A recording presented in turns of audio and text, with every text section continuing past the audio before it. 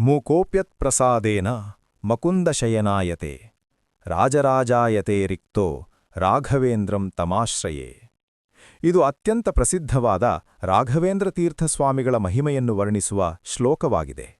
ಈ ಶ್ಲೋಕದಲ್ಲಿ ಹೇಳುವುದೇನೆಂದರೆ, ಯಾವ ಗುರುಗಳ ಕೃಪೆಯಿಂದ ಮಾತನಾಡಲಾರದ ಮೂಕನಿಗೂ ವಾಗ್ಮಿತ್ವ ಬರುತ್ತದೆಯೋ, ಯಾವ ಗುರುಗಳ ಅನುಗ್ರಹದಿಂದ ಸಾಮಾನ್ಯನೂ ಮಕುಂದನ ಶಯನಸ್ಥಾನವನ್ನು ಪಡೆಯುವಂತೆ ಉನ್ನತ ಗತಿಯನ್ನು ಹೊಂದುತ್ತಾನೋ, ಯಾವ ಗುರುಗಳ ಆಶೀರ್ವಾದದಿಂದ ಒಬ್ಬ ಸಾಮಾನ್ಯ ವ್ಯಕ್ತಿಯು ರಾಜರಲ್ಲಿ ರಾಜನಂತೆ ಗೌರವ ಪಡೆಯುತ್ತಾನೋ, ಅಂಥ ಮಹಾನುಭಾವರಾದ ಶ್ರೀ ರಾಘವೇಂದ್ರ ಸ್ವಾಮಿಗಳನ್ನೇ ನಾನು ಸಂಪೂರ್ಣ ಶರಣಾಗತಿಯಾಗುತ್ತೇನೆ.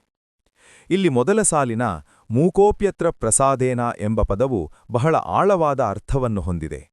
ಮೂಕ ಎಂದರೆ ಕೇವಲ ಮಾತನಾಡಲಾರದೇ ಇರುವವನು ಮಾತ್ರವಲ್ಲ, ಜ್ಞಾನವಿಲ್ಲದವನು, ಆತ್ಮವಿಶ್ವಾಸವಿಲ್ಲದವನು, ಜೀವನದಲ್ಲಿ ದಿಕ್ಕು ತಪ್ಪಿರುವವನೂ ಕೂಡ ಮೂಕನೇ. ಅಂಥ ವ್ಯಕ್ತಿಗೂ ಗುರುಗಳ ಕೃಪೆಯಿಂದ ಜ್ಞಾನ, ಧೈರ್ಯ ಮತ್ತು ವಿವೇಕ ದೊರೆಯುತ್ತದೆ ಎಂಬುದೇ ಇದರ ಸಂದೇಶ. ಮಕುಂದ ಶಯನಾಯತೆ ಎಂದರೆ ಮೋಕ್ಷವನ್ನು ನೀಡುವ ಪರಮಾತ್ಮನ ಸಾನ್ನಿಧ್ಯವನ್ನು ಪಡೆಯುವಂತೆ ಜೀವನ ಪವಿತ್ರವಾಗುತ್ತದೆ ಎಂಬರ್ಥ. ಅಂದರೆ ರಾಘವೇಂದ್ರ ಸ್ವಾಮಿಗಳ ಕೃಪೆಯಿಂದ ಮಾನವನ ಬದುಕು ಧರ್ಮಮಾರ್ಗದಲ್ಲಿ ಸಾಗುತ್ತದೆ.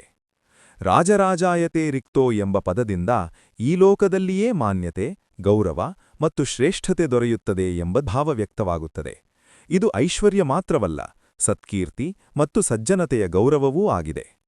ಕೊನೆಯ ಸಾಲಿನ ರಾಘವೇಂದ್ರಂ ತಮಾಶ್ರಯೇ ಎಂದರೆ, ನನ್ನ ಎಲ್ಲಾ ಕಷ್ಟಗಳ ಪರಿಹಾರಕ್ಕಾಗಿ, ನನ್ನ ಜೀವನದ ಮಾರ್ಗದರ್ಶನಕ್ಕಾಗಿ ನಾನು ಶ್ರೀ ರಾಘವೇಂದ್ರ ಸ್ವಾಮಿಗಳ ಶರಣನ್ನು ಹೊಂದುತ್ತೇನೆ ಎಂಬ ಹೃದಯಪೂರ್ವಕ ಪ್ರಾರ್ಥನೆ.